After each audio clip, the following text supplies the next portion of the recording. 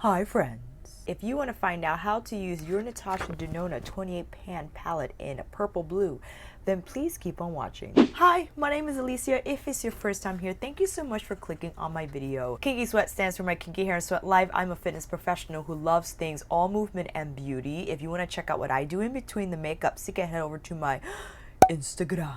Timestamps will be down below if you want to go straight to the looks. Thank you guys so much for the positive response for my Metropolis video. It inspired me to keep going in the Natasha Denona lane, as many of you have requested that I dive back into many of her palettes. But I realized that I don't have a dedicated video to her 28 pan palettes. These were the first eyeshadow palettes she has released, and of course this is a compilation of these smaller 5-pan palettes, and all these 5-pan palettes create the two huge 28-pan palettes. And funny enough, Metropolis was released to celebrate her anniversary. I think it was 5-year anniversary since she's released her big 28-pan palettes, and many of you have them, and I feel like many of us don't use them. If it's your first time watching a Natasha Denona video, hey, Natasha Denona is expensive. People are totally against spending money on her products, and I understand their point of view in that why spend so much money on a substance that will eventually turn bad. These haven't turned on me yet. I did the sniff test, but whether or not it's going to do something on my eyes, well, I'll let you know as we go along in this video. I wanted to dive in and create multiple looks using this palette. If you have either the purple blue or the green brown, I believe, you have it, it's sitting in your drawer. What do you do with it? And I feel a lot of us, including myself, buy something because it's pretty, it's shiny, and it's gorgeous. Well, for something to be $239, it should be used thoroughly. Something shouldn't be bought just because it's pretty. I know I don't have that type of budget, and unfortunately I'm acting like I do. And with expensive items such as Natasha Denona palettes, it's great that if we could have a better strategy in terms of how to use them if you feel intimidated by 28 shadows. I mean, you look at this thing, and perhaps the first question that comes to mind is, where do I begin? Where do I tackle? How do I tackle? And this video is just that. How can we tackle Natasha Denona's 28 pan palettes? How we can use the colors, how they layer, how they blend, and maybe we can make use out of this palette. Keep in mind, these palettes are pro palettes. The reason why she compilated all her 5-pan palettes into one big one is so that makeup artists can save, because if you buy these individually to get all 28 colors, it is quite expensive, as I believe these retail for $48. So, you know, a lot of these to equal 28, again, expensive. And with that said, why I feel this might not be appropriate for standard makeup consumer, maybe for a beauty enthusiast like myself, totally for pro, since because you have all these shades and you have multiple clients, that makes sense. For the beauty enthusiast, if you love makeup, if you wear it often, you're a little more creative than your average makeup wearer, this makes sense. But if you're someone that's not into makeup like that, but you still want to dive into Natasha Denona, I would totally recommend her 5-panners. I think they are a great approach to her makeup formulation in regards to her eyeshadows. You have a little bit of the matte and the metallic. Depending on which 5-pan you get, I think it's a lot better, and you don't need all of her shades. Again, especially if you don't wear makeup like that on the regular. But for those who like to get crazy, well, just stay tuned. We're going to get into it. For my nail polish wearers out there today, the nail polish of the day, we have links from I Live Love Polish. Look at that. Look at that. Magnetic Multichrome and Stellar Halo on this hand. I can't get enough. So of course, like my eyeshadow look that I will explain to you in a minute, I apply different nail polishes on each hand because I just want to wear them all the time. On the eyes, I have Sydney Grace's Autumn Ring, or Autumn's Ring. I will do a dedicated week to Sydney Grace, as I did order her Eternal Love palette in Deep, as well as her Mountain Trail bundle and her Raspberry Kiss bundle, both of which are coming before Eternal Love because I totally missed out on the sale. I got distracted. It was $11.58. And I don't know what happened. That's coming sometime in February, but I want to come on here and do a dedicated video because I don't know why I didn't give this palette any love for 2019. I didn't use it enough. I felt I didn't have enough perspective on it, so that's why I didn't mention it, but this is amazing. I have this column on this eye and the last column on this eye. Loved how they turned out. And then yesterday I applied this column and then this column, that and that. Amazing. If you want to see a video, I will definitely get to this. I don't know when, but it's coming. With that said, let's take this off, zoom you in, and we'll be right back. Now they will look crazy and ready to go.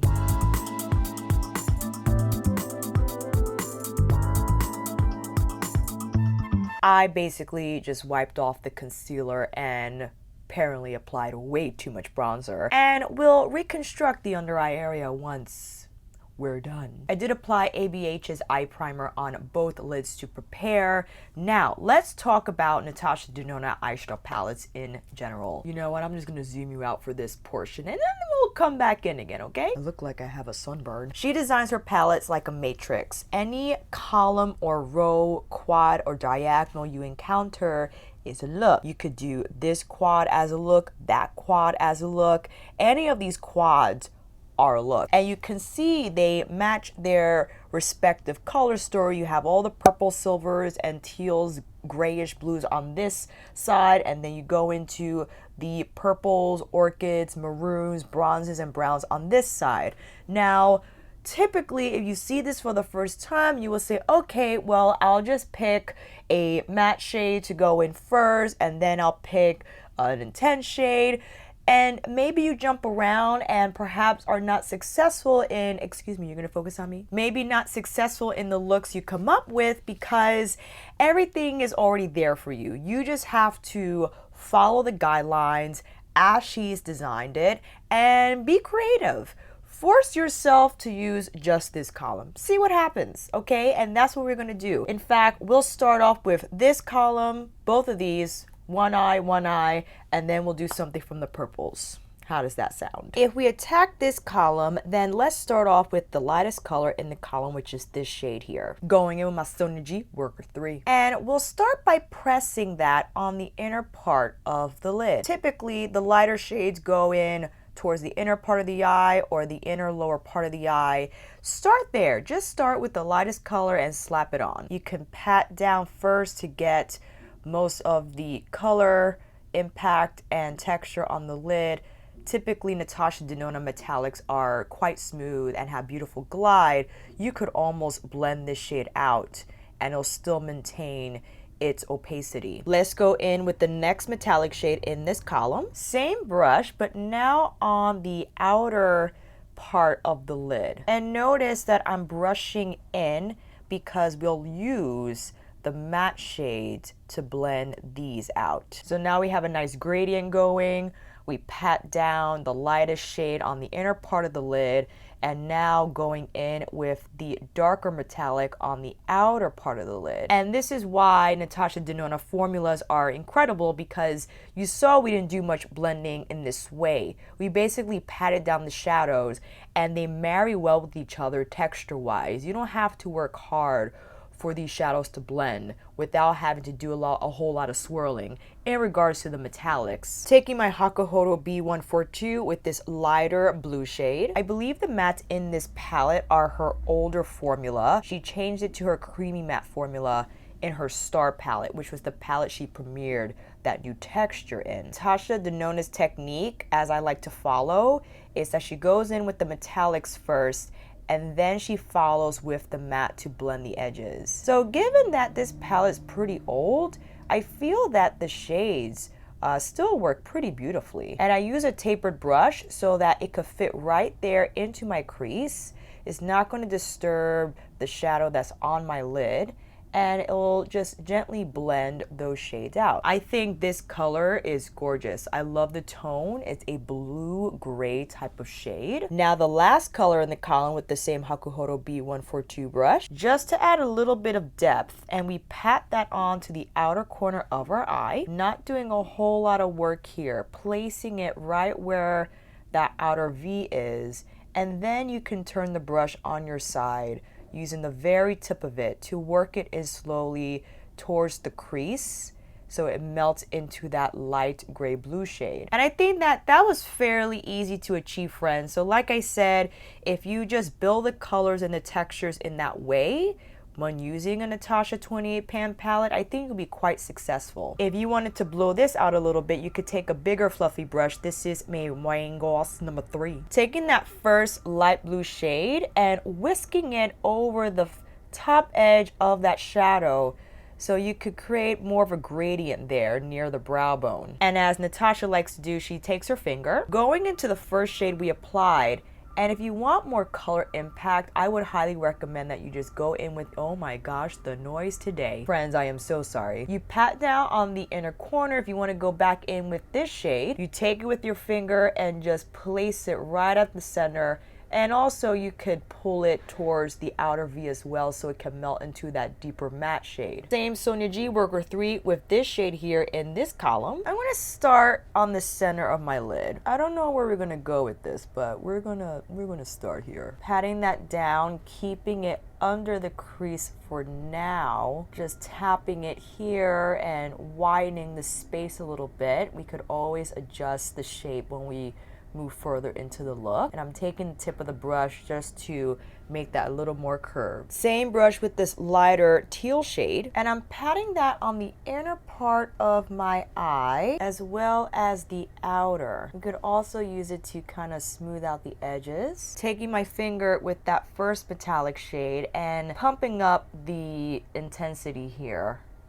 with the shine. So you could just do this on lid and lower lash line and be done. You don't even have to use all the shades in the column here. If you do want to buff the edges out, you can go in with this lighter blue shade. And this is the same B142 from Hakuhodo that we use on the other eye, and then using that powder shade to blend out the edges. These are quite powdery. I feel they are on the drier side because they are a little old, but it's all good. I'm taking the first metallic shade that we applied and now placing that all over the lid. And that turquoise matte, what it does is enrich the base of the lid, so whatever you apply on top, it'll appear more turquoise. If you want to deepen it further, I'm taking that same turquoise matte and you can buff it in on your socket line so you can deepen the color there. Yeah, so we'll just swirling and twirling. Get in frame, please. What is wrong with you? Isum S33 with the lighter powder shade,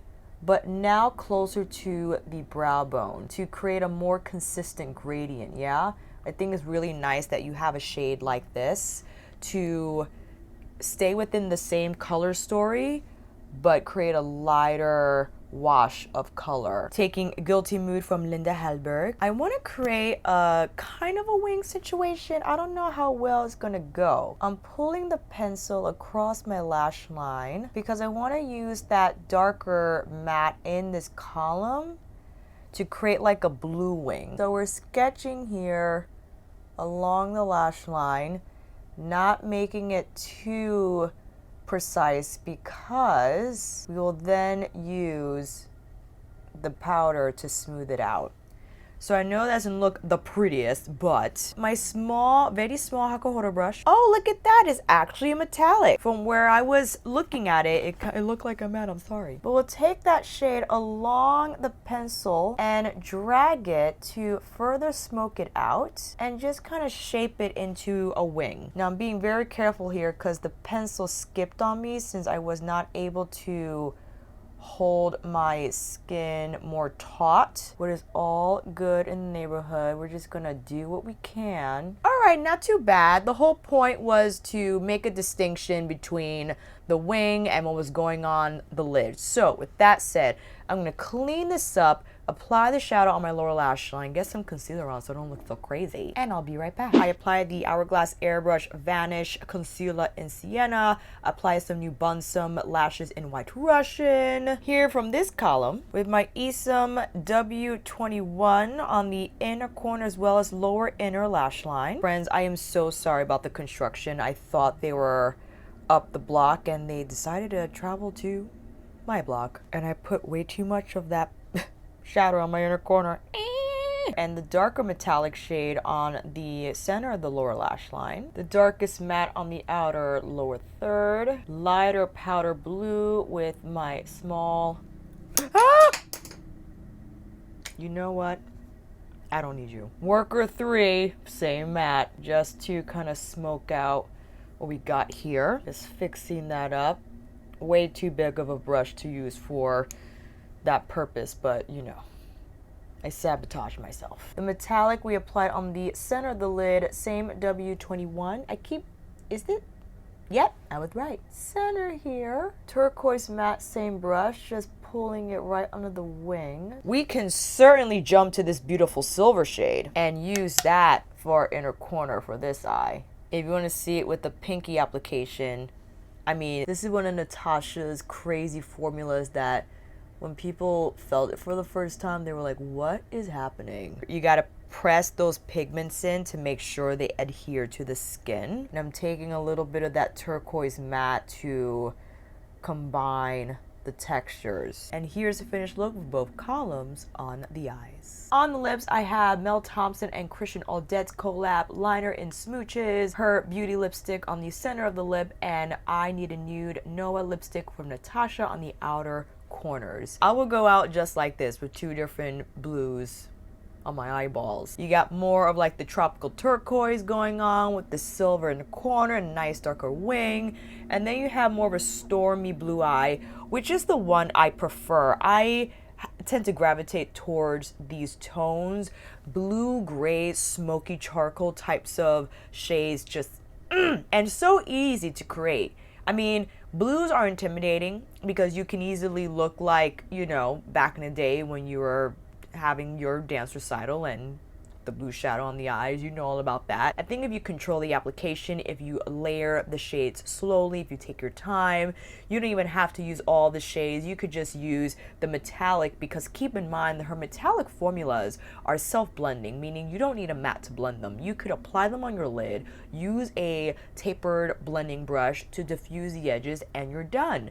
And you can use the different shades to highlight the inner corner. If you want to tap on a darker metallic on the outer corner to create more smoke, if you want to do a cut crease, there's so many possibilities. And all of these shades, namely her metallic shades, can be worn by themselves as a single color lid look. So don't feel inclined to have to use 4 shadows at a time, but definitely know that the shadows are there to use. And if you have 28 of them, then why not layer as many as you can together? So with that said, let's go on to the other side of the palette, dive into the purples and the mauves and the plums, and I'll be right back. I feel like these are pretty kind of self-explanatory, right? You could apply any of these shades as single lid colors. That will look beautiful over the lid, that will look beautiful over the lid, that in the inner corner, that in the inner corner, you know what I'm saying? I kind of wanna, I think I want to do a cut crease again. Is that crazy?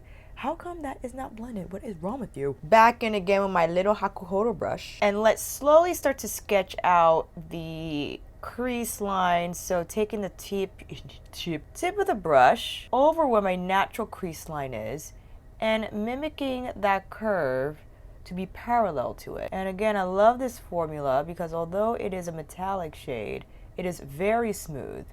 Very, very smooth. And you want to use the brush to just flick that out. Now I love this brush because it's so small, flat, has the right amount of density to pick up enough product to do this with, but it's smooth on the skin. It doesn't move it at all. Taking my reference, I think this is the 16? No, this is the 14 or the 13. It's the very small blender brush. Now more on the top part of that, just blending in with the first shade we applied. And this is the perfect brush to do this technique with because it's just small enough to stay on this cut crease line or faux cut crease line, but it's going to blend the shadow perfectly. Going back with the first shade and just deepening the base of the cut. And I'm flicking it up towards that lighter metallic shade. Going in back with my Refer blender to further diffuse the edges. Same brush with the matte plum shade. I'm gonna now wing out from the lash line. Look down and pull in from that wing. I could use my Sonergy Sky Flat Definer, but I do not know where it is. And I'm lifting my brows so I can better see the placement here. And I'm deepening the richness of the wing. And I'm filling in from this direction. See how I'm trying to fill in that line so it could look a little thicker on purpose. I want it to be a thicker wing because I believe, I don't know what I want to do just yet. I'm still thinking about it. Using very light pressure to just eliminate the skips that I made. So I'm gliding the brush, and I could clean this up with concealer, so I'm not too worried about the bottom part of the wing, but definitely want to smooth that out. Taking this beautiful copper shade. On screen it looks copper, but it's more of like a true bronze. Taking that on the inner part of the eye and combining it with that matte shade, creating like a nice smooth gradient here. Brushing in from the matte portion of the wing just so it could have a smoother transition. I have leftover ABH primer on my MAC brush, and I'm pulling it over the wing so we could clean it up a little bit more. Taking some of that matte shade and stamping it now instead of, well, swiping a little bit, but I want to eliminate the skips. So having a thin brush like this really helps with that task. Can you get in frame, please? I think I'm just gonna leave it like that. I'm just gonna leave it like that. Good. On to the next eye, please. This column. Let's do something a little more simple because you're like, Alicia, come on with the cut creases, you're killing me. I'm gonna make this as simple as possible. With that said, let's just take this shade right here, using my finger, friends, pulling that across the lid. And I just want you to see how easy it is if you were, for instance, hypothetically, just take that shade, you can press it onto the lid and just, you know, use your finger to blend out the edges. Now, I rather use a brush, so why don't we do that? Tuckahoe J5523, just lightly tap it off. And with that same metallic shade we applied with our finger, you just buff it into the crease. That's it. That's all you need to do. You're done. You're done. You could use this one shade. Use a dark brown pencil if you want, or an aubergine or a plum. Line the top lash line. You're done. I know I still got some blue in there, but that's okay. I know this looks crazy, but that's okay. And you're like, Alicia, well, I want a little more depth. Well, if you stay within the same column or not, you could, for instance, if we started here, you could apply the Cool Plum as the outer corner depth and that as your inner corner highlight and be done. But if we want to stay within here, you could tap into this shade. This is my Esum S33, and carefully tap that shade on the outer part of the eye. And what that's going to do is melt into the first shade and just create a little more depth. But I love how soft it is, right? I feel it makes it very daily friendly. You don't feel like intimidated since the shade is too dark, right? You could just rely on the shade itself, pat it down, and it just melts into the first eyeshadow. And it's so easy. It's so easy to achieve and to use. That's it. You're done. You're done. You're done. With this shade, let's see here. If you wanted, why don't we tap into this shade? Taking the same brush, to where to put it? Well, you could use the inner part of your eye as real estate to play with that purple shade and just whisk it in toward the brow. I feel that as a nice shade and an opportunity to add more color to the look. If you wanted, you could whisk it more onto the borders of that first metallic shade, or now the second one we applied to add smoke. And I like that it's lightweight, because this enables you to layer successfully without it looking heavy on the lid, to create more of a softer gradient. And again, this just makes it very easy to use. I'm taking that darker metallic with my finger, and so you can see, even if you just used your finger to apply that shade, if you are in a pinch, friends, and you need to get it on there, you'll get it on there. Yes, I know it's messy. Don't mind me. I will certainly clean that up. But yeah, let's put on some concealer and I'll be right back for the lower lash line. Back in it, same lashes from the last look. I figured why not just take another color altogether from another column. Smith 253 with this duochrome. I'm gonna place it right there. Oh, it's the pretty. I'll show you the shade that I applied as my inner corner highlight for both eyes in a minute. I applied this shade here for the inner corner highlight. I think it's just, I'll apply another layer of it just so you can see. It's so beautifully bright and smooth. I mean, it makes it pop instantly. Instantly, darling. Wrong brand owner. And why not? We'll take this shade here. Same Smith brush, a little darker in color. Just flick it out a little bit and nudging it so I could get more of the shade on there, and then a lighter touch as we pull it out. You could use your fingers to just lessen it a bit so it looks more diffused, but I think that's a great combination. And why not, since we didn't get into this shade, the small Refer blender brush, nudge it right there on the lower lash line. These are very powdery. I don't know if they still are if you bought this new, but she definitely changed her matte formula for sure. Taking more of that orchid purple, the one on the bottom towards the inner part of the eye, and pulling both shades together and whipping it towards the top to melt. Back in with my S33 brush just to buff the edges for everything. Taking this shade on this column. Another reason why I love this small Hakuhodo brush is how well you can paint the lash line, how accurately, and because the brush is so soft, it does not stab. And I'm just taking some of that matte shadow and nudging it more into the lashes so it could look more cohesive. All right, let's pan out, friends. What am I doing? You better reapply that lower lash mascara. On the lips, I have the same combo from the last first looks, and I'm happy we went a little adventurous with this eye. If you do have this palette and you like to take risks like this, then I think doing the gradient cut crease top and bottom is a great idea, or more so wing and cut crease and combining as many shades as possible. And you know, you can't go wrong with a classic plummy orchid eye. I hope this video helped, friends, in providing some inspo.